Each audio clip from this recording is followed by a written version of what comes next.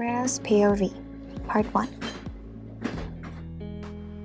We start our day early in the morning at 7, and this is just us on our way from Songdo to Seoul.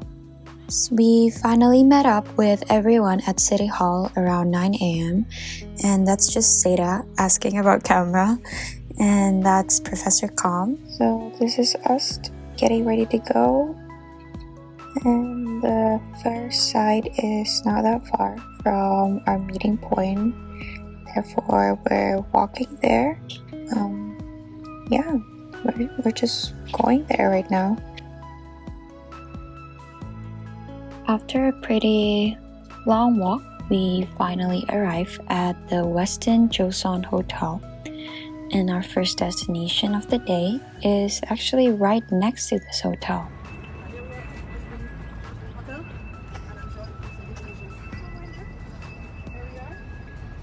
Seda is over there.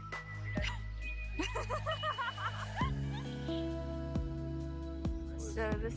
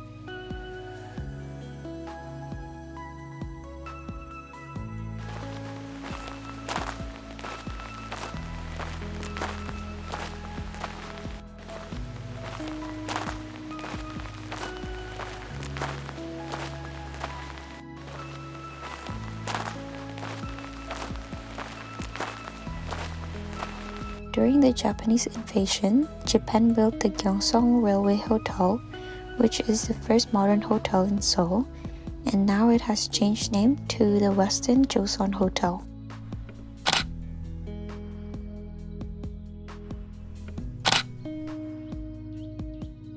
The next place we went to was Deoksugung Palace. It was first used by King Seonjo when he returned to Hanyang, or now we call it Seoul, after taking refuge during the Japanese invasion in 1592. It was later used by the Emperor Gojong after Korea became an empire. He later built a lot of new buildings in this area to suit the new status of the country, where a lot of the buildings here also have a modern European style. Therefore, we can say that this area is where the traditional Korean building and modern European architecture meet. The whole palace were divided into a lot of areas. The first area is Junghwajeon Hall area, which were used as the place where state ceremonies were held, and it was built in 1902.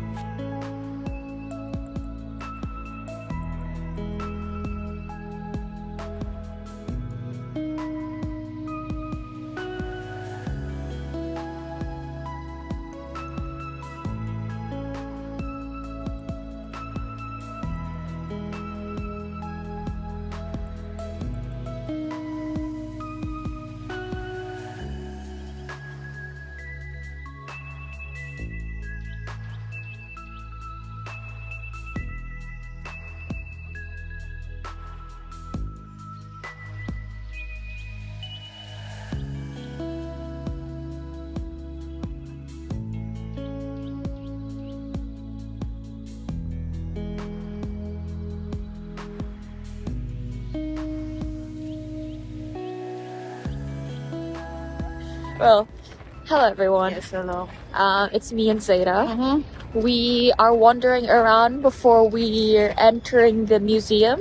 Yeah. So we're wandering around. I think this is Pond a is pond. dry. This is a pond. Yeah. This And is the ooh. it is. Oh, that's Udval. So it's correct. We're going to the. It's a shop, a gift shop, and a cafe.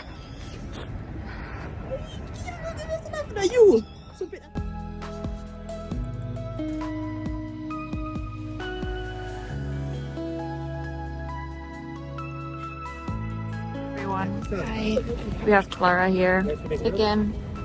I feel like I show up and almost. We're going inside the museum after this, and I always yawn when it's cold. yeah, we're waiting for our turn. In probably around 5 minutes from now, we'll be in there in no time.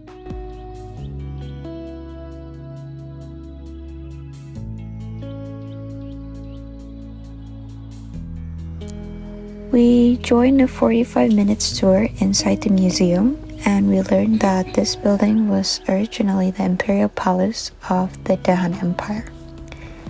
It consisted of a lot of rooms, from the central lobby, reception room, the audience chamber, private dining room, grand dining room, emperor's bedroom and library, and even the empress bedroom. We also saw a lot of pictures of the royal family and how they embrace some Western style clothing.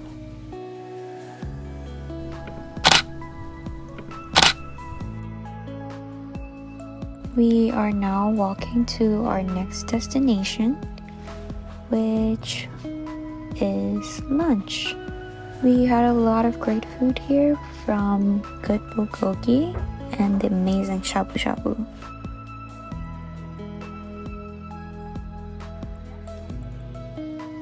After finishing our lunch, we're now on our way to our next destination, which is the Seoul Museum of History.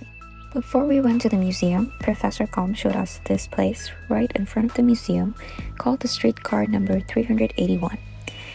It displayed a streetcar that was operated downtown Seoul until 1968.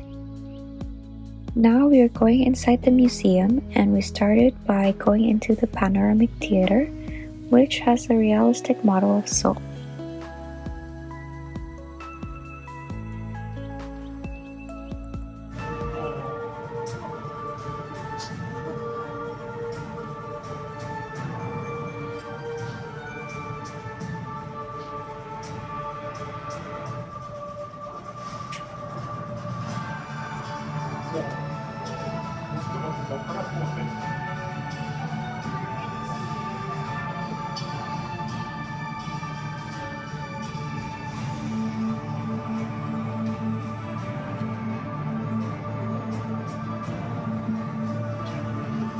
We then went to the other part of the museum, which is divided into 4 zones.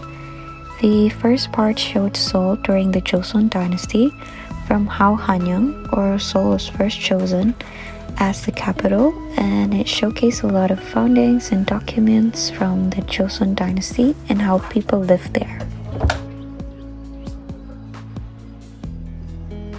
So this is the part of the museum. Seda, Yes. what do you think? I love the life presentation of Seoul in this major. True. Zone 2 is showcasing Seoul during the opening of the port and the Dahan Empire era. It also showcased a lot of pictures, books, and they have this interactive part of the museum. This is the street. It's reenacting the street. So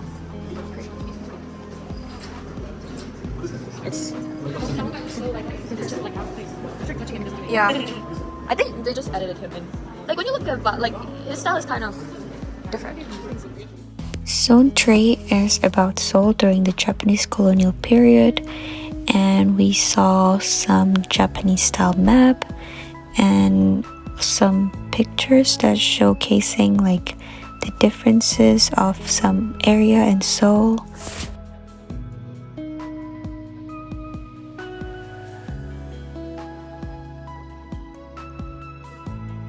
Zone 4 is showcasing Seoul after the liberation until now.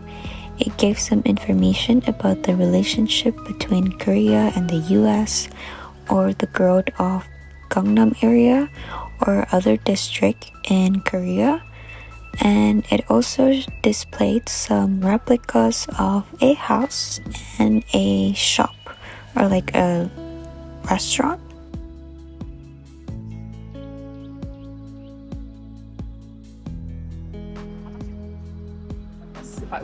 three cameras pointed. I feel like I would have owned a piece like this if I was living in this era. It's not working, just owning. Yeah. I would have owned a lot of buildings. You look like you would. Yeah. This place. This place is very authentic. It shows that you don't need a fancy restaurant to serve good food. So I like this. You haven't even tasted this. No, but in general, But I know they say if you see the menu looking very yellowy and dusty, that means so you know the food is good. So you know the food is good because the food speaks for itself. What would you favorite part about the museum? about the museum, I really like the exhibition at the beginning. Oh, the one. What I like the most from the other exhibitions, I think the ones where they showed how people lived back then, where you could even like this restaurant kind of thingy where you can walk in and look around yourself, and it feels like you're in the apartment. And yeah, I like the development aspects we can see through these exhibitions, and also that it's not only talking about Korea in general, but more focusing now on Seoul. And I liked how we could look at the miniature version of Seoul now and back then. And because we went to the places earlier, and yeah, you see the miniature version, I think it's very good.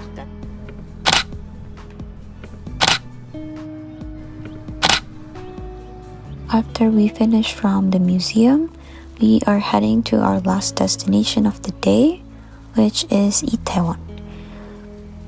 This clip shows just us walking around Itaewon and looking at the shops and learning about the history behind Itaewon. We also visited the memorial to commemorate the tragedy that happened in Itaewon.